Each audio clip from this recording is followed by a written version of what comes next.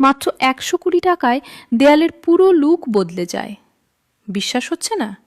কিন্তু এটাই সত্যি। রং করা মানেই ঝামেলা, সময় আর বেশি খরচ।